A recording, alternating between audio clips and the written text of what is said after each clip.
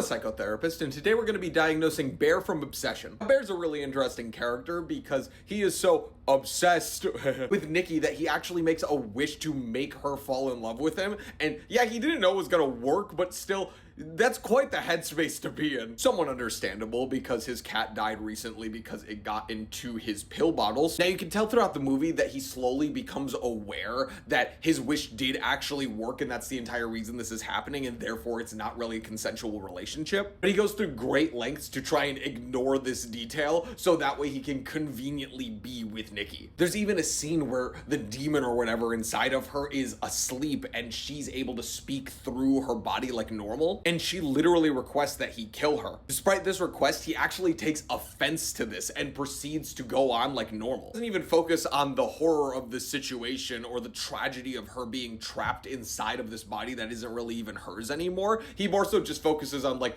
well, what's so wrong with being with me? I'm gonna probably make the biggest mistake of my life by putting too much trust in my audience to allow me to explain the nuances of this, but I do think that Bear is generally neurotypical. The reason that I say this is not to say that he is a good person, not to say that he is a moral person, not to say that he does not have trauma, not to say that he does not map onto any symptoms of any diagnoses. The reason that I say that is because I do not think that he cleanly maps onto a particular pathology that is within things like the DSM. Well, let me go through some of his symptoms. First off, him taking that one comment very personally and being like, well, who wouldn't want to be with me, is very narcissistic in nature. That's what I would call a narcissistic defense mechanism. However, I don't see enough covert or overt narcissism and instances like that throughout the movie that make me believe that he would qualify for something like NPD. Additionally, this can be a very borderline personality disorder coded movie in the sense that both Bear and the possessed Nikki both kind of have traits that are stereotypically BPD. However, I actually don't think that Bear has that volatile of relationships. He actually doesn't seem that rejection sensitive on the whole. Yes, he seems to be nervous, avoid rejection and things like that, but I don't necessarily qualify him as someone who is like